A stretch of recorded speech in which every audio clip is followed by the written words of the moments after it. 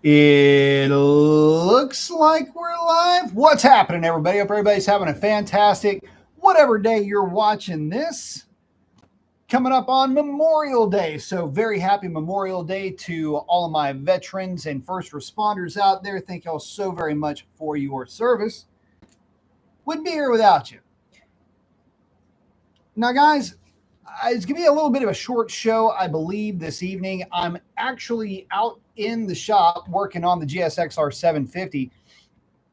And oh, by the way, if you're new to the show, this is really more or less a background noise generator. If I end up going off on a topic, sometimes I'll bring up some screenshots for the live show. But realistically, yeah, that's what most guys use this show, if you want to call it that. It's just motorcycle or car related content in the background while they're doing something way more important than watching this show. So at any rate, guys, what am I up to in the shop? Well, just got through giving the GSXR 750 its first oil. I wouldn't call it an oil change, although I did swap out oil. No filter, but it just hit about 225 miles. So I'm going to be posting up that content just so you can kind of see what I'm up to and just to document what's going on with the bike. But I can tell you this right now, it is the cleanest first oil change during break-in that I've ever done on any motorcycle that I've ever had. So definitely cool there. But in saying all of that, yes, trying to get as many miles on that bike as I can get, having a ball with it, and not really trying to nitpick it too much. But there are some things that I do feel like I'm going to end up changing up on that bike here fairly soon. Still waiting on the exhaust from M4. That's taken forever, but you would expect that. This stuff is handmade, and it's not like they just have a bunch of exhaust sitting around. So no problem waiting on the exhaust. I'm still putting break-in miles on this thing. Had a bit of a snafu with a torque wrench while I was putting this is kind of funny. So, you get guys that are super critical and super anal about torque specifications, this, that, and everything else. The problem is when the torque wrench doesn't quite work right. And I ran into that tonight. I felt myself a little bit over tightening that drain plug. And I was going, yeah, I need to go ahead and back this thing off, only to find out, yeah, the torque wrench was a little bit flubbed. So I just put the thing back on there, hand tight, and away we go. But yeah, these things happen, I suppose. Hopefully, I don't think I did any damage to anything. But golly, you try to do something and there you have it. So anyway, happens to the best of us, boys. Got me tonight. So anyway, it doesn't look like there's any harm to the bike, no leaks or anything like that. Nothing cracked or popped, so that's good. So again, no harm, no foul, but just, look, I want to share some of the WTF moments with you guys too. That part of it's not in the video because I was in the middle of doing other stuff. And anyway, figured it out, got it fixed. And anyway, I'm telling you guys because that's kind of what the live show does. You get a little bit of the behind the scenes action. And that's kind of the fun part about the live show. I get to interact with you guys directly too, which is what I am going to do now.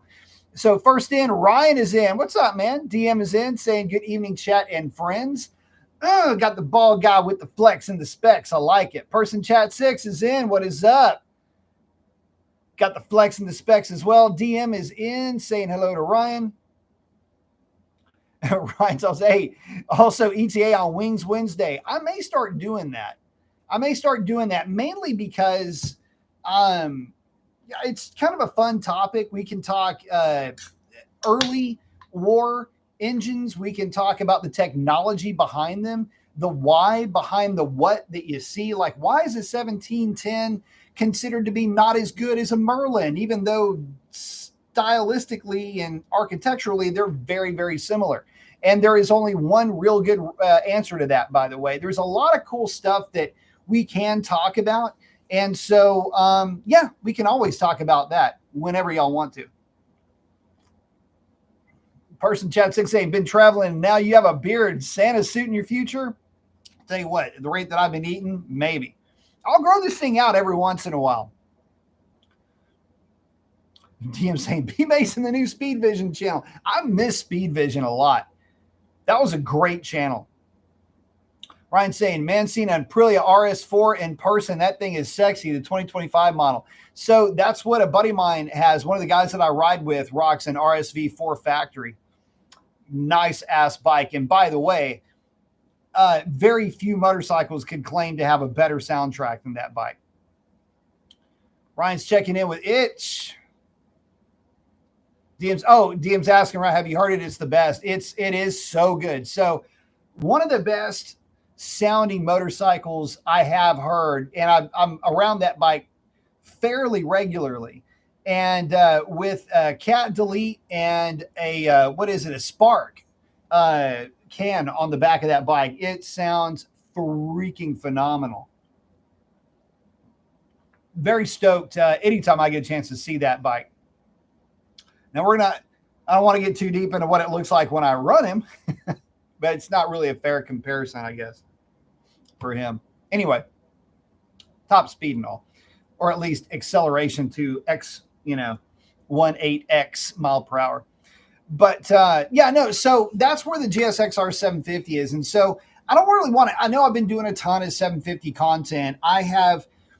Next week, I am working on getting back over to the dealership and getting some ride reviews knocked out. I really need to. And obviously the Hayabusa is in there. The Tiger 1200 is in there. The Indian Challenger is in there. I'm trying to think of what else might be in there. Anyway, I'm going to try to bring you guys as much as I can.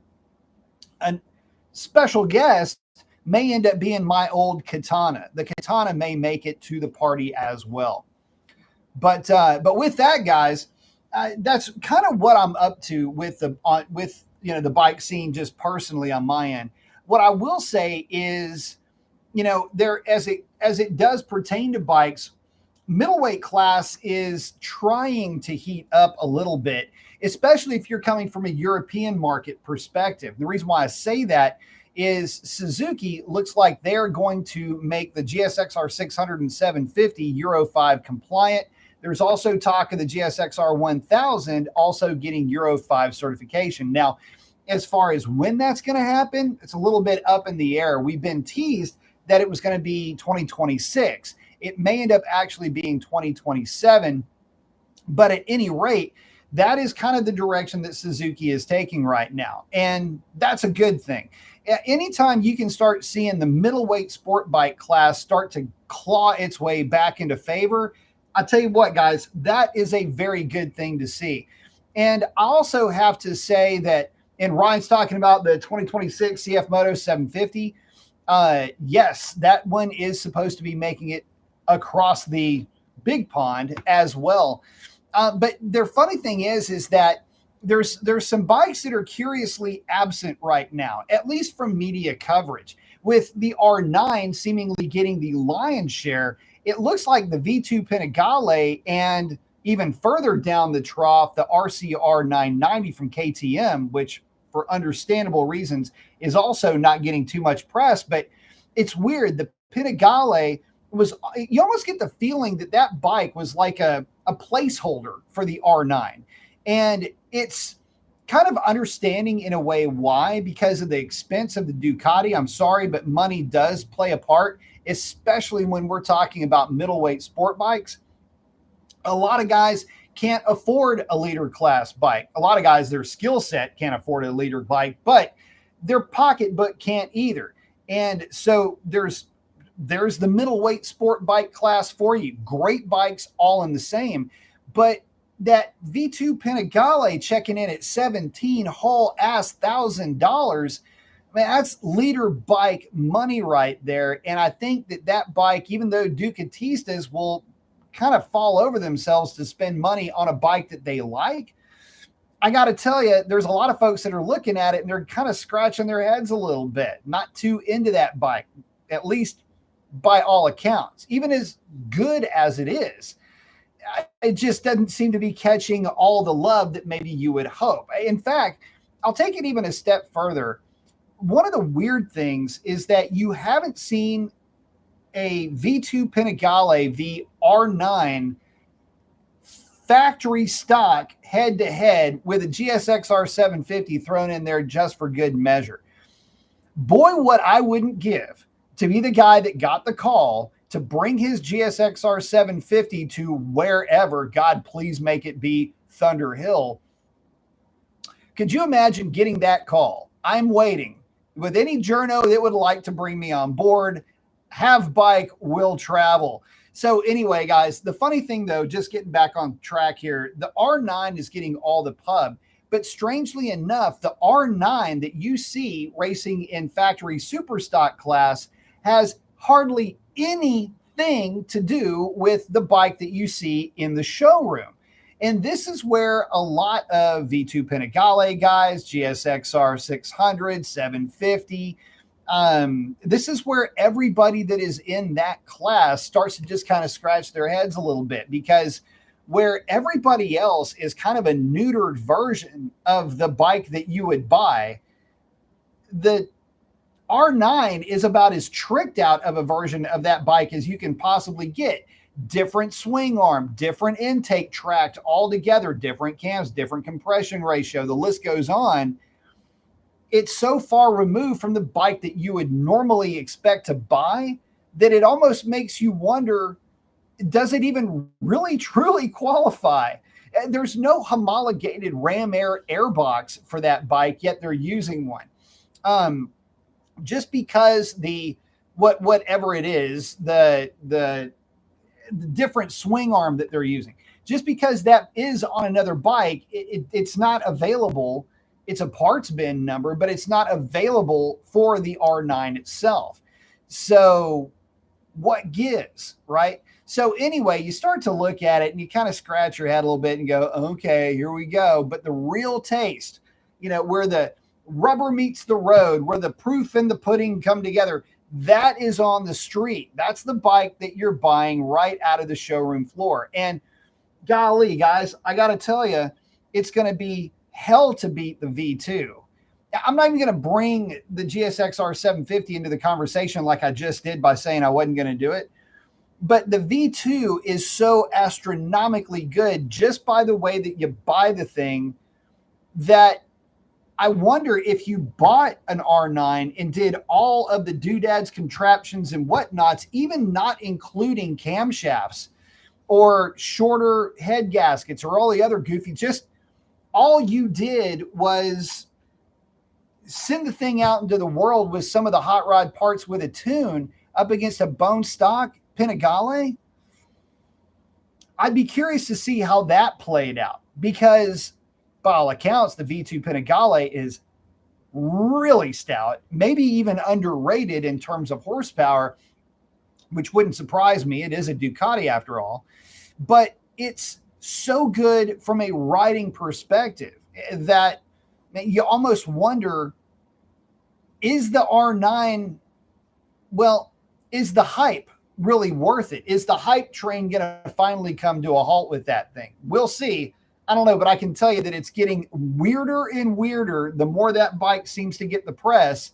When you start to find out what's really going on behind the scenes with it, I got to tell you, should I be more or less impressed? I'm not sure. Let's see. Oh, Ryan's saying that the new CF Moto 120 to 130 horsepower should be a good bike, man. CF Moto makes a really good bike. But here's the thing. This is what bothers me about the CF Moto product. So let's say they do come out with the 750. That would be great, because at least it would give the GSXR 750 a running mate. That being said, 120 to 130 horsepower may not get the job done as far as actual grunt, but it certainly is more than any of the super middleweights are putting down, let's be honest, right? Which would be the V2, the R9, and etc. But it would be in the range of the GSXR 750. The only thing that's bugging me about that bike, the CF Moto, would just be resale value. And that only comes into play if and when you want to trade it or do something else with it. I have a feeling, though, that if that bike does drop, say, around 130 horsepower, say you fall on the high end when it comes to horsepower, I have a feeling that could be the new go-to bike for a lot of guys. And I would even go so far as to say that it might be the bike that forces Suzuki to do something a bit more clever with the GSXR 600 and 750, like quick shifters, TFT screens, and things like that guys would like to have. Ryan saying there's a ton of used R1s right now at dealerships around town. I wonder what they're getting. That's interesting. R1s are a strange bike because I'll put it to you like this. The guys that buy R1s they buy it because it is an R1. They're not looking for a leader bike, and they're certainly not shopping Kawasaki, Suzuki. They're definitely not Honda. But the guys that love the R1, man, it's the noise of it. That engine is amazing, incredibly smooth, and they want that noise and they want that bike. So typically when you see somebody trade in an R1, a lot of times it's for a newer R1. So I'd be curious as far as what they are scooping up. Oh, Ryan saying put the Aprilia RS600. So the RS660, here's the thing. That is a hell of a good bike. And here's the problem with the RS660 though.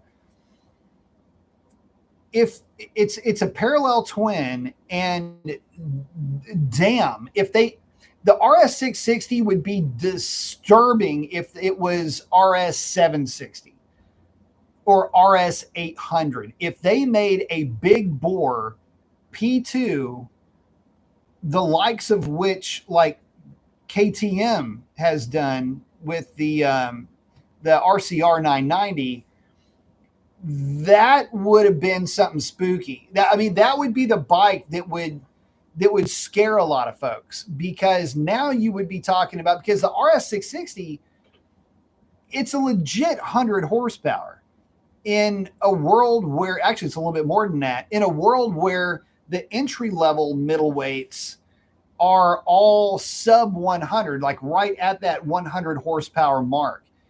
But it's an Aprilia and it's really freaking good by all accounts. And so I bump up the displacement, and now let's say that bike's making 120 horsepower, maybe 130 also. That's where that bike's going to be nasty, because a P2 making that kind of power at that displacement would mean that you're running around 12,500 RPM. And that would give you plenty of over rev and still quite a bit of punch through the mid range. Be tough to argue against. It's just the only thing is, how much would it cost? Ryan saying, oh, the fact that the new CF Moto has a seat belt, which is still kind of weird. I don't know how that would work. Oh, and rumored to be $9 or $10,000. Yeah. Well, that's the thing. I mean, you start looking at $9,000 or $10,000 for that bike, and that's kind of a steal. That's a bargain, isn't it? And look, nobody's having failures with CF Moto right now that I'm aware of. I mean, put me in my place if I'm wrong, please, guys, but I'm not hearing of a lot of guys that are having big time problems with their bikes. In fact, there are some big named motorcycles out there, brands that are having quite a few problems where CF is not. DM saying about the R1, it's the handling, and they're beautiful, but dang, they're so hard to set up. I've heard that. I've heard guys having issues getting that thing just right. I don't know enough about that machine to put up anything close to, an intelligent sounding conversation on it. But I can tell you that they run great. They sound amazing. I just don't know if I would ever, when I was looking at bikes, the R1 was in the running, but it was just the cost of it was a little bit too much. Plus I really like the GSXR. DM saying, but I did buy mine compared to all the 1,000cc bikes, still bought the R1. Yeah, once you get there, they're awesome. I'll tell you what, man, there's a part of me that would love to get an older R1 just for the noise of the thing. I just absolutely love how they sound, not to mention the different firing order. The different firing order, the way that it sounds is one thing, but it's just part of the theater of that bike. It's so good. Ryan's asking, what are my thoughts on the Yamaha R7? So I did a ride and review of the R7. 75 horsepower bike, doesn't weigh anything. It had the slickest gearbox of any bike that I had ridden up to that point. And I'll tell you this much about the R7. if you were to put together a bike to get somebody used to honest to goodness riding fundamentals, clutch, gear shifting, braking, trail braking, the R7 would be very tough to beat. Weirdly enough, the R7, I'm not going to say it feels like the GSX-8R. It doesn't, because GSX-8R is a significantly larger engine, makes more power through the mid-range. But the R7 is a lot lighter, and it's got just a real silky power delivery. And if you watch that video, I was even saying, look, man, I might have just found a bike that I would take home in that class. And I can tell you this too, if you ever wanted to get out and just rail on a bike with, basically you'd be wide open a lot and you're using up every amount of throttle that you bought, the R7 is tough to beat. Now, again, it does have its limitations when it comes to outright power, but to be fair to that bike, cruising down the highway, it'll buzz along at 80 or 90 miles an hour without any problems. So don't let that number fool you. I mean, it's a lower horsepower bike, but it's not a bad bike because of the lower power. It's just, it slots into the slot that it's in. But I'll tell you what, though, again, if you were getting somebody used to track and used to picking lines, and you needed to get somebody understanding trail braking and the normal fundamentals of when to roll into the throttle in a bike that's going to be very forgiving, and you still have to learn how to do blip downshifts and stuff like that, that bike is sweet as a nut. DM saying, B, your GSX R1000 sounds like my golden era R1 super bike. If I was getting a leader bike right now, I'd be looking at the GSX R1000 or the Aprilia. I'll tell you what, you can't go wrong either way. The Aprilia is just on another level when it comes to the noise that thing makes. That bike is so good at being kind of all encompassing. The GSX R1000 is just the quintessential GSX R1000. I mean, it is what it is. And the creepy thing about the GSX R1000, though, is variable cam timing on the intake valve, and it is as simple stupid as you can get as far as how it works. It's a centrifugal advance unit. The faster you spin it, the more retarded that thing goes. Slow it down, and it'll advance it. So you get better down low. The GSX R1000 of the leader bikes, it's kind of a funny thing because under partial throttle, that thing's got the response of a bike that's about 10 or 12, maybe even 15% larger in terms of displacement. It's got the initial hit of what I'm trying to say, of like a 1200 or more. And it's because of that electronic throttle. And I know that because I had the Katana. And the Katana didn't hit down low the way that the 1000 does. And that's what the Katana, still being a leader bike, but having no variable cam timing, but having cams that are designed to make power further down than the 1000. So that'll give you an idea as far as how much of a difference that technology makes. And as simple of a gadget as it is, it's like adding gobs of displacement down low on that bike. Makes it very, very smooth to ride too. Sam is in. What's up, Sam? DM's checking in with Sam. Very nice. But yeah, I got to tell you guys, man, I'm not kidding that the Aprilia, and really, to be honest, dude, the Aprilia you can get for a song, it sounds like a lot of money, but when you think about it, it's not. For like $17,000 or $18,000, you can get that Aprilia. Now, it is more expensive than a lot of the other bikes in the field, but it isn't overwhelmingly more expensive. And all you need to do to that bike is do a cat delete, a slip-on, and a mail order tune, and you're done. That's it. There is no exhaust to buy. There's nothing to it. It's just really that good. So it makes really good power, very usable power. And I don't know if I were buying a European bike, See, here's the thing. If I were buying a European bike, I wouldn't get an R1, even though they're really good and I understand all that. It's still an inline four. If I'm getting a Euro bike, I'm getting a V configuration because it's a Euro bike. I want the Euro bike experience. If I want another inline motor, I got plenty of that. I'm looking for a Euro bike to give and offer European sounds, European riding position, the ergos and stuff like that that come with the V engine. That's what I'm looking for. So it'd probably be an Aprilia. And at that point, look, listen, you get into the leader class of bikes, they're all scathingly fast. The Suzuki is probably the most underrated of any of the leader bikes that are out there, regardless of what you see on a dyno. Suzukis are weirdly more powerful than their spec sheets or dyno sheets would insinuate once you get them out on the street.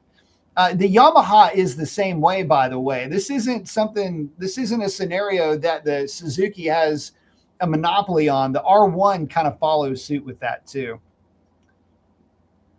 DM saying Aprilia built that bike to the Superbike rulebook when it first came out. Everyone contested it because they were saying it was a GP bike. It was built by the book, man. It's a great bike.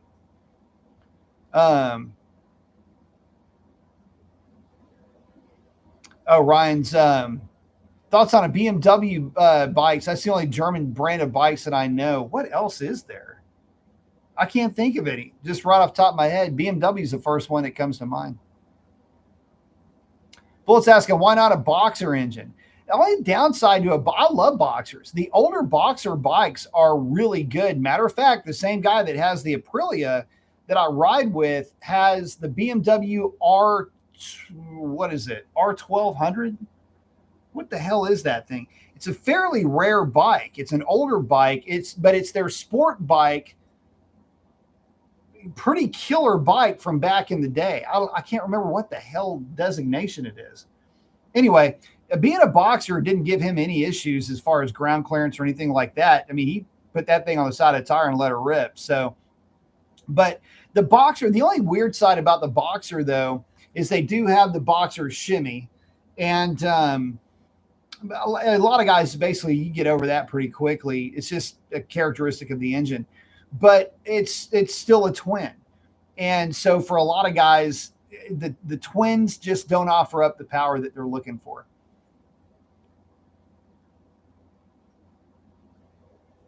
TM saying, I've ridden the BMW 1100 RS. I dragged the engine cam covers through every corner. Boxer engines are scary, not part of the suspension. No, they are not. Sam's liking a Tesla. Go get one. A good commuter. Ryan's asking, did anybody ever build a rotary motorcycle engine? Yes. Suzuki flirted with one for a long time, as a matter of fact. In fact, let me look that up, see if I can find it for you real quick. It was, hold please, let me duck over here. Suzuki rotary. I'll bring this thing up real quick for you. Called the RE5. We'll do a little quick Wikipedia. Now, this is something that they never really got too deep into this. A lot of issues with the RE, especially back in the day. But the RE5, kind of an interesting bike. There's guys out there that swear by these things and absolutely loved them. And there was at one time, for those that were not quite initiated into rotary engines from the mid to late 70s, early 80s, with rotor seals. These things just chew up seals like you wouldn't believe. But they're small, they're compact. They're the one issue that a lot of guys have with rotaries is they'll say, well, it's a 1.3 liter. Well, the reality is that that's only one part of the lobe that's 1.3 liter. Talking about the car here. It's actually, if you were to take a normal, like a V8 configuration into account, it's actually 3.9 liter. and if you look at the power output of them, it's kind of like a 4-liter, 4-stroke engine. But in reality, it functions as a 2-stroke, and there you have it. But anyway, there's a lot of like nitpicking when it comes to rotary engines. I never really quite understood like why there was so much the controversy over that engine, because look, why don't you just make it as you would make think of it more like a V6 making almost 4 liters. And that's how you can think of a 1.3 liter, even though it's really only that big. But there's been, like I say, there's been more than that, I'm sure, but that's just one of the ones that comes to mind straight away. They gave it a shot. It just never really took off.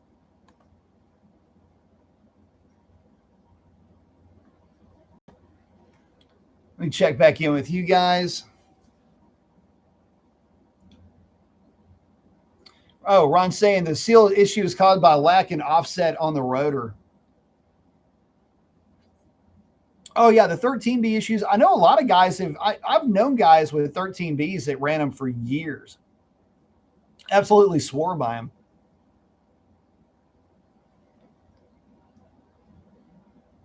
Yeah, the diesel, what was the Kawasaki had a diesel bike that the military used. Oh, Ron's saying, look up Ernie Bink. He nailed fixing the issues. Now, like I say, man, there's been a lot of guys that have had a lot of success with the rotary platform, no doubt about it.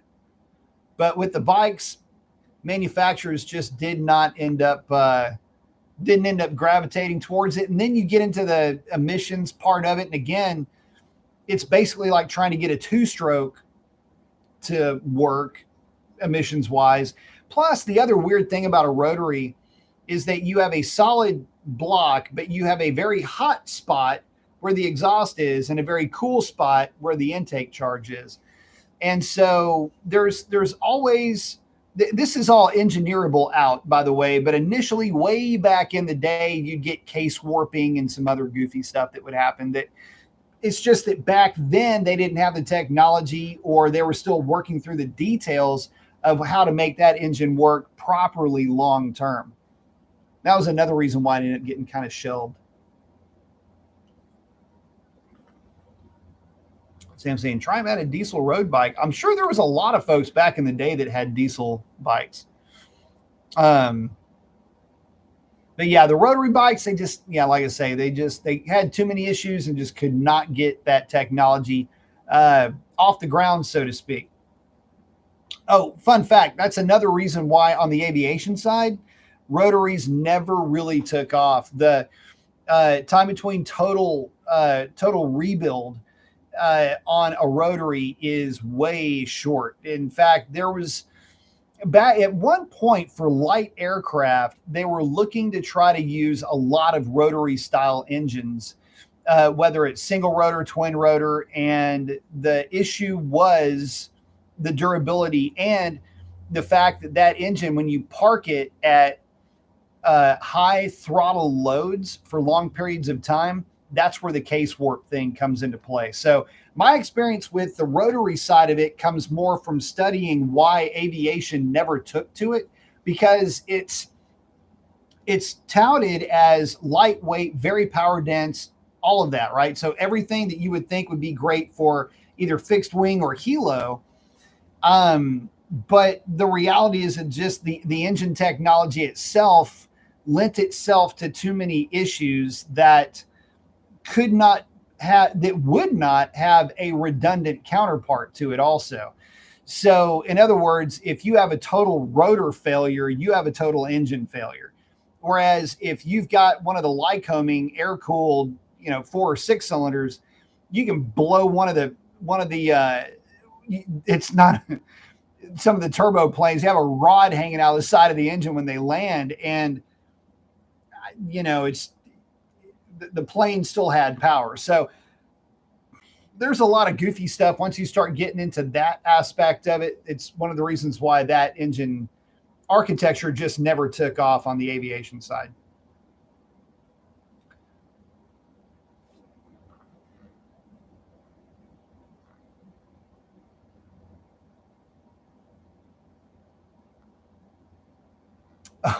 The Long EZ. So there are guys that have built small planes, and the guys that will use their own, like the cottage built bikes or cottage built aircraft. A lot of guys have given it a shot. It's just like for mass market usage.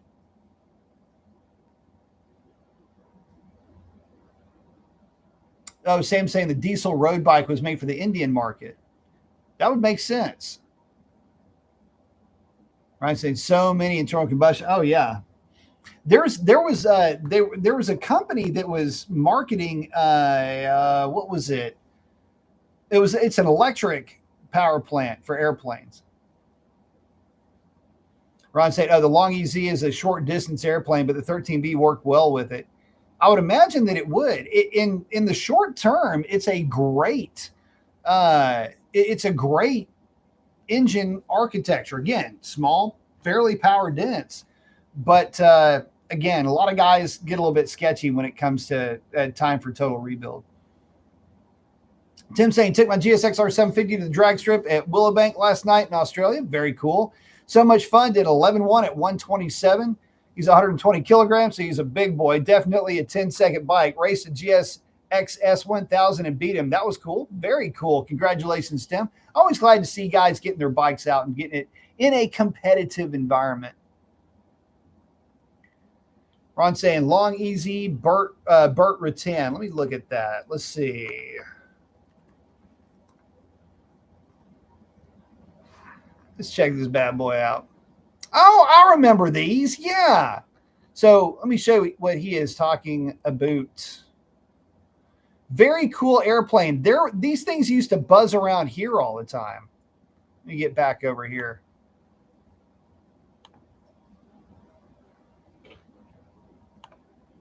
So yeah, right when I saw it, I knew exactly what you were talking about. Yep, I can see the rotary doing well in this thing. Anything small and power dense. So that's what that little bad boy was like back then. God, I remember seeing those when I was a kid. It's been forever since I've seen one of these. Very cool. Tim saying, nice work, Tim. Look up Neander bike. What is Neander bike? Let's see what that's all about. Neander bike.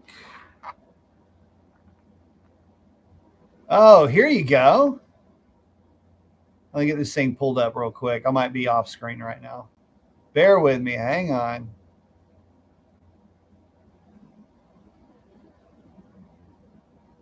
That's the diesel bike. Let me get it pulled up. You know, it's funny. Oh, bear with me. Let me get it pulled back up. There we go. You know, strangely enough, it almost looks like it's built. It's not, but it looks a lot like a Triumph Thunderbird chassis. But yeah, that is a turbo diesel bike. Cool.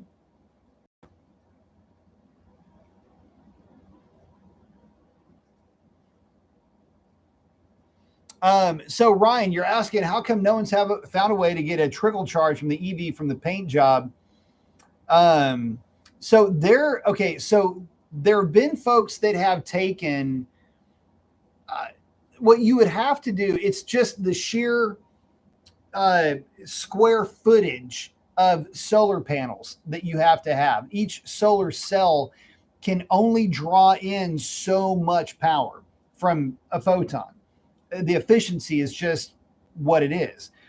And so what some guys I think had done is you basically take a tent, put it over the car and use that like just a portable tent and have as big of a footprint of solar cells as you could have. There was somebody that was talking about, well, why don't you just put solar cells on the roof of the car in general?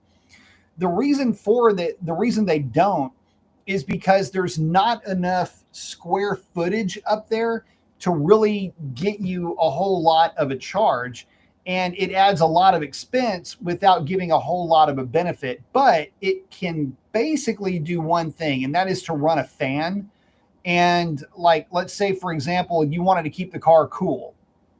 You could at least do something like that with that panel. And the supposition on this is that, okay, look, if you park this thing outside for a week, you might get 50 miles of charge out of it. Well, that's 50 miles that you wouldn't have had anyway. It's nowhere near as efficient as plugging the thing into a wall, but it would offer up some extra level of rechargeability. It's just that in the amount of time that you would need it to really give you anything, like for practical purposes, it just ain't there. And the only time that it really does work is when it is cloudless and the sun is right overhead. So the window that you have for efficient charging is also, practically speaking, relatively narrow. Oh,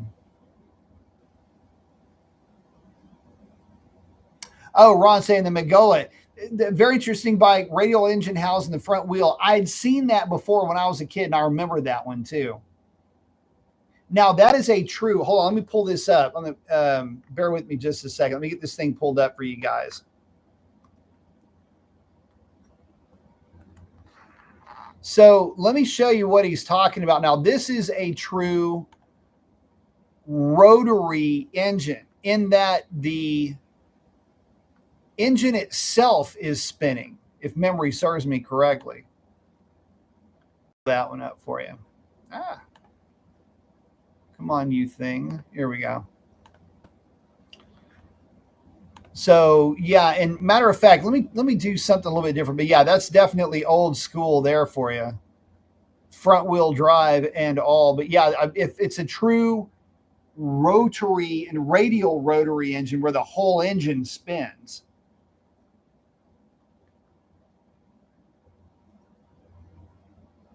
Yeah, the engine is in fact spinning. Yeah, that is the one where, yeah, it's the same idea as, the Sopwith Camel, that engine, which I cannot off the top of my head remember the designation right now. But anyway, that whole engine turned as opposed to a crankshaft spinning, had a fixed crankshaft, the whole engine turned. And talk about rough when it came to oiling. I mean, that's a continuous loss. I mean, it's basically spraying oil all over the place. Good stuff, but very novel nonetheless.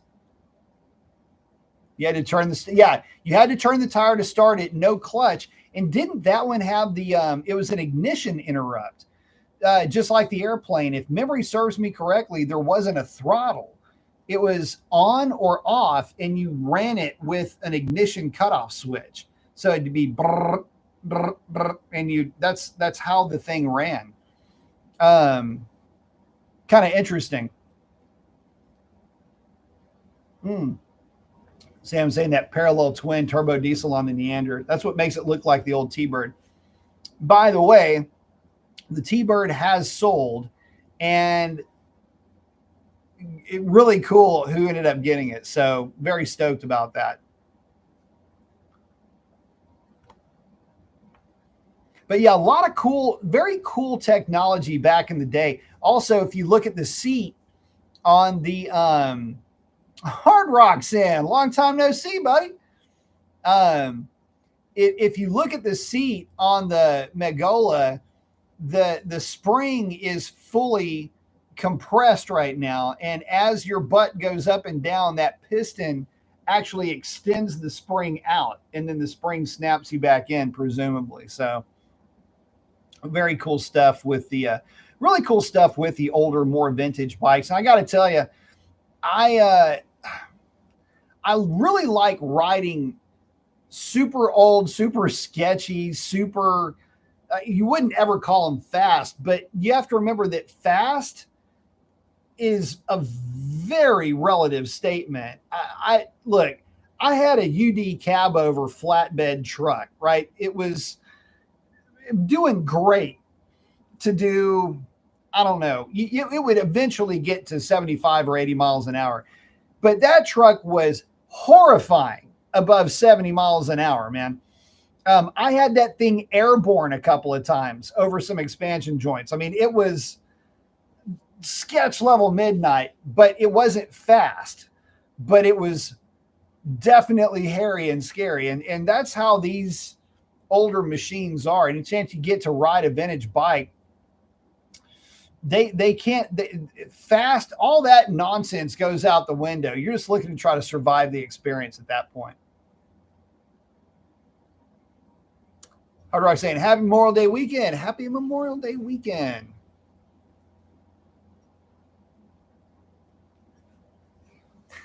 Ron saying 20s, 30s, and 40s. Interesting time for aviation and cars. The Eshelman Flying Founder was literally a plane designed to look like a fish. That's awesome. Sam saying it's amazing how many new technologies are just old technologies. Auto high beams are an example. Yes, 67 Caddies did have them. Yeah, the Flounder. So what's funny is that there are a lot of what would be considered to be novel devices now when it comes to modern cars, especially when it comes to engine technology. This stuff had been around. All of this, any of the engine technology you see today has been around for 120 years.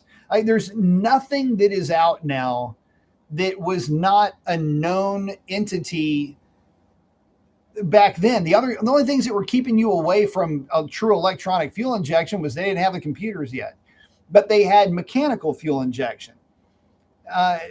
Diesel engines are a good example of that. Supercharging, turbocharging, all of these technologies just needed metallurgy to catch up.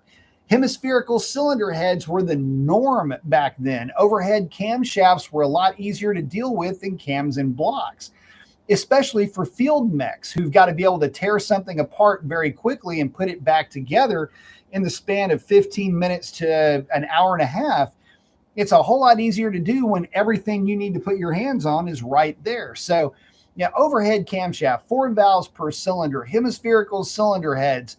All of these are ancient technologies that as metallurgy got better and primarily fuel quality got better, their initial benefits were just that much more amplified. Rotary valves is another one. That is correct. Metallurgy is the big equalizer when it comes to the technology with the engines and what you can start to do with them. Rotary valves in diesels is a huge deal. But again, and then you have the sleeve valve. Let's not forget that. That was a big deal. Oh, crap. It just escaped me. What was the dang sleeve valve engine, aircraft engine? Made a ton of power. Relatively unreliable, though, primarily due, I think, to metallurgy concerns and the fact that they were trying to run a higher compression ratio than the fuel quality would allow for. I cannot remember. Anyway, you want to talk about trick. This is something you don't see. A rotary sleeve valve, in this case, is where the piston, the cylinder that the piston is riding in actually twists. And that is what opens up intake ports. And it's incredibly efficient because there's no intake valve. There's nothing to shroud the air coming in. So, yeah, the sleeve valve caused the engines to smoke. There were some sealing issues for sure, but definitely cool, definitely good technology, which can be improved upon in this day and age, should they decide to employ it. Now, every engine architecture has its perceived or promoted advantages, but there's always going to be some level of compromise. And that's one of the things that I think a lot of folks will tend to forget is that manufacturers have access to all of this technology. It's not like it exists in a vacuum. If there were a way to, if there were any kind of a way to employ technology and do so economically, the manufacturers would be all over it. They're employing the most power dense, economically feasible power plants that you can get. But they're always looking for better. I'll tell you that right now. Hard Rock's liking the old belt driven bikes of the early 1900s. I always liked the board track racers. Ron saying valve springs consume 25% of power. They can. It depends on, well, you've got a spring pushing down as well as a spring that's being compressed. It's also there's a lot. Here's the thing. What we don't see when it comes to valves or anything like that, we don't see pneumatic and we don't see the electric valve setups, excuse me, that you would see coming out of like F1. The pneumatic valve system, I remember seeing a deal on that. I've actually seen the studies on valve springs, how much drag they cause, what kind of power load they do take. And one of the things was, well, we could do this pneumatically. We could do it through oil pressure, where you're controlling the lift and the duration of the intake and the exhaust cam or cams individually, and you're doing so without any frictional or like liquid drag or anything like that. You could literally do it, but you would need I think it was a 48 volt system to hit these things with enough power to where they acted fast enough. And they're spring retracting, but they were electronically opened, and they electronically had they were governed by how deep they went, like the total lift would be too. Anyway, long story short, it bumped efficiency by like almost 10%, which when you're looking to increase efficiency on an engine, that's a huge thing. And you can take, at that point, you can have unrealistically high. This is where that technology becomes very useful.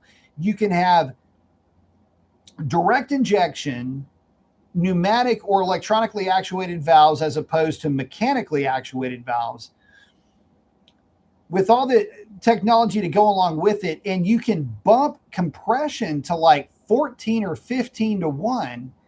And what all of this allows you to do is you can, through electronics, artificially reduce, it's crazy how they can do this. You can artificially reduce your compression ratio by hanging the intake valve open. That's an Atkins cycle engine. And you can hang the intake valve open, and you can, in effect, have variable displacement in a way. It's crazy the type of stuff they can do with that level of technology.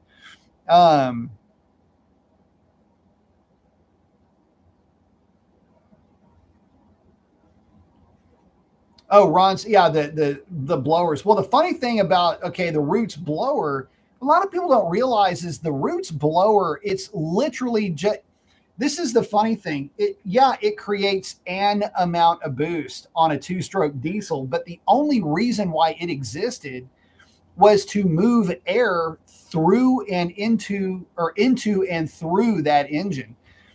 That's the whole reason for it to exist.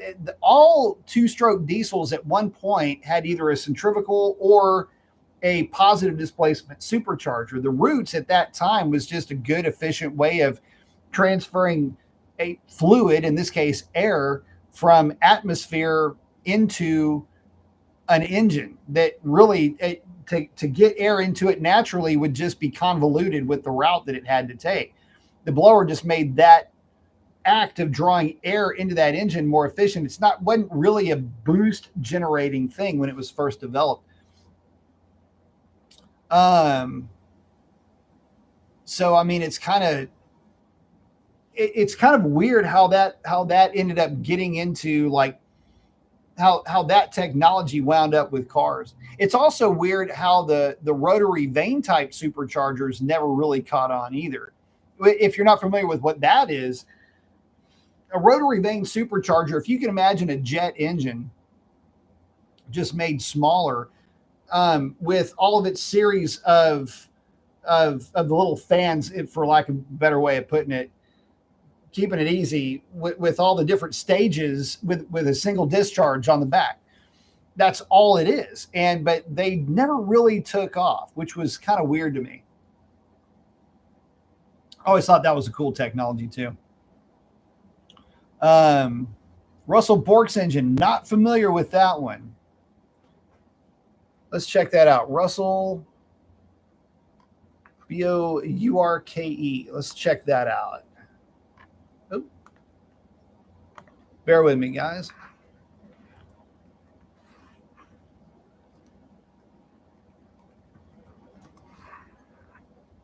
Let's see.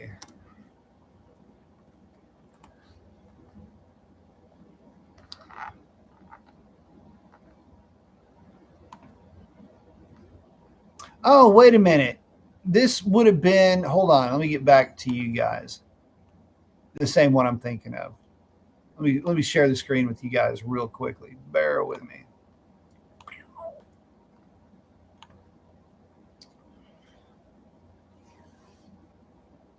Interesting. No, I have to look into that. There were some, so back in the day, there were quite a bit of, let me scroll this back down here just a little bit.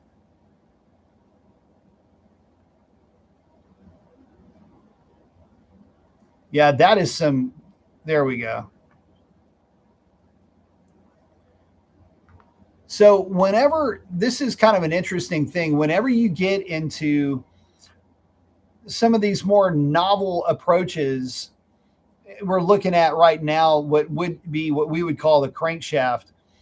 The interesting thing here is this is the high friction point right there at the interface between these pistons, with the idea being that you have a more direct line of sight to force being applied to an object.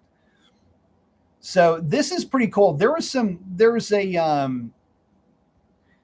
Scotch yoke. There it is. And no piston side loading. And so this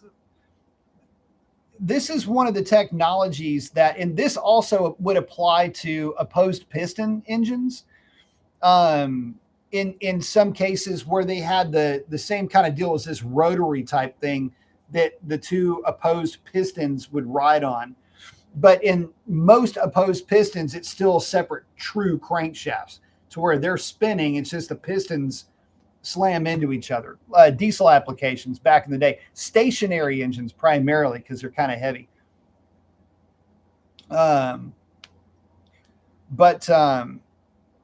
Yeah, lots of interesting stuff when it comes to, the different engine technologies.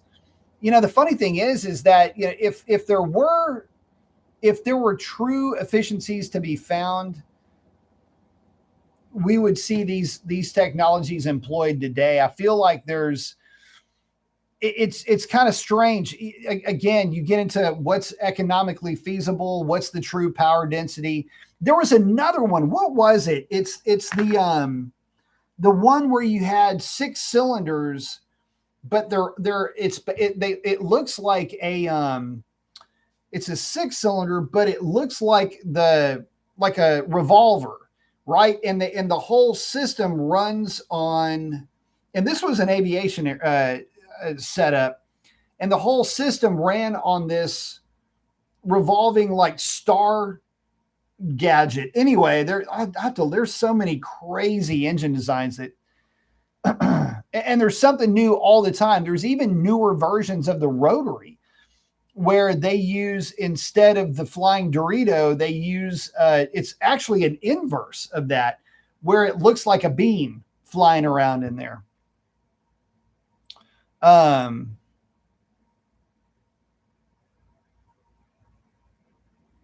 Axial flux, that's it. That is exactly it. Yes. Sam say, I mean, Chrysler was experimenting with the turbine power stuff.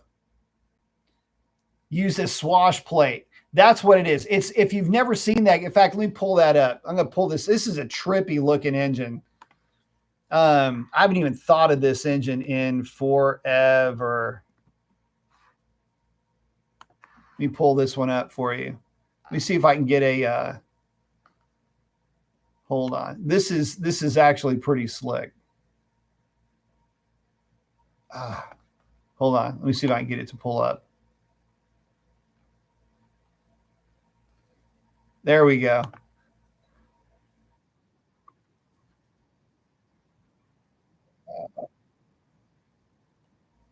Okay. Check this out. This is actually really cool. I'll just have this playing around in the background here so you can see what I'm talking about. This is neat because it's one of the few novel engines that I thought was going to at some point. Hang on, let me scroll that back for you real quick. There we go. So yeah, this was pretty cool back then. I really thought this engine technology was good. There it is. There it is. Yep. They had it in a working airplane at one point. This engine, by the way, sounds really good. Now, I don't know what the latest is. I don't know whatever happened with this company. I don't know if they had, I have no idea. I have no idea what ended up happening with this stuff, but I always thought it was a really cool engine design. Smoother running, vibration free, fuel flexibility. Lots of, there it is. Isn't that cool looking? So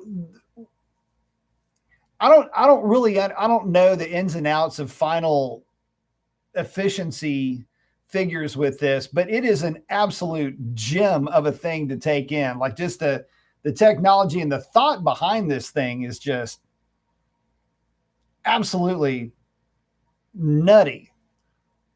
Like, I don't know, man. This is like some stuff that you come up with on a pretty significant DMT trip. Like, oh man, we're going to make this, you know, it's just so cool.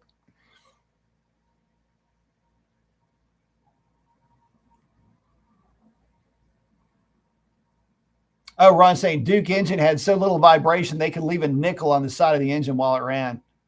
I believe it. I believe it's a cool design.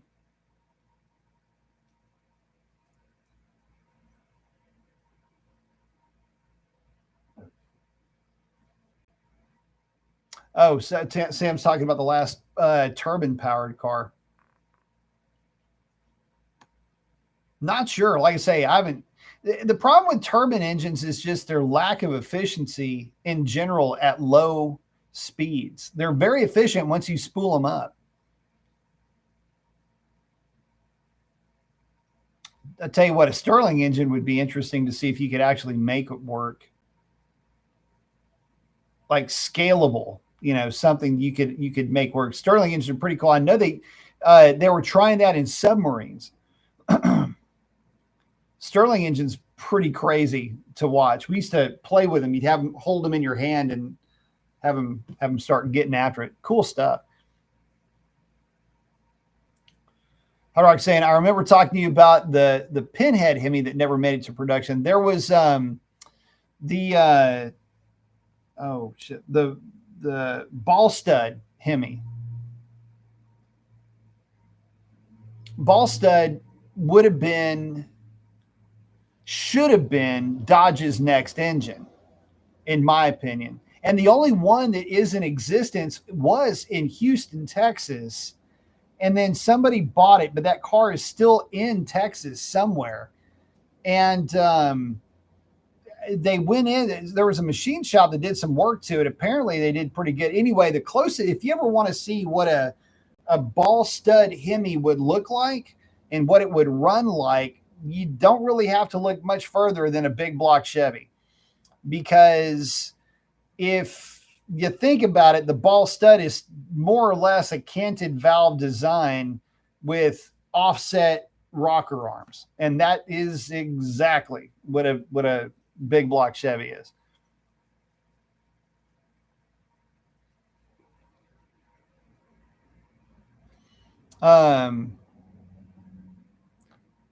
Ron's saying, look up Mod 2 program. Let's check out Mod 2 program.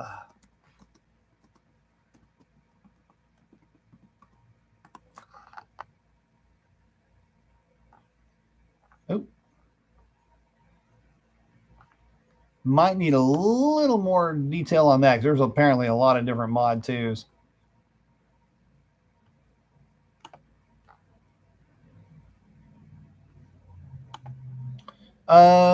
Yeah, 454 is very similar. Oh, Mod 2 is a NASA program. I'll have to check that out.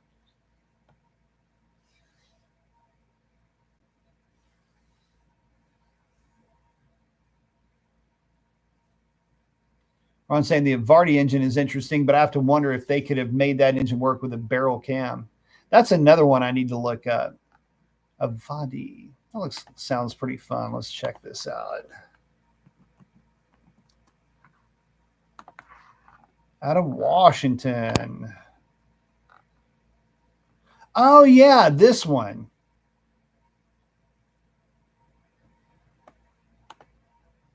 You know, I often wonder what happens. Let me see if I can get an illustration going. I often wonder what truly does end up happening with some of the more novel engine attempts. Because really what these guys are doing, it's not much more than, here we go. It's really not much more than trying to figure out how to get a higher pressure air into a lower pressure chamber. It's just an interesting, all of these things are relatively interesting concepts to me. And it's just crazy. You always wonder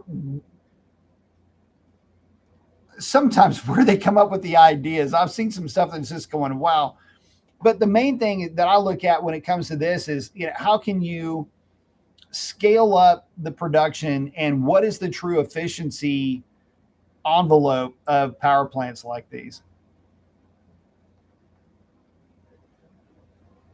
Pretty cool stuff, though. No doubt about it. Always fun to see the newer novel engines, and you almost want, you root them on, but it'd be hard to invest in some of that because, man, it is tough to beat the normal auto cycle systems.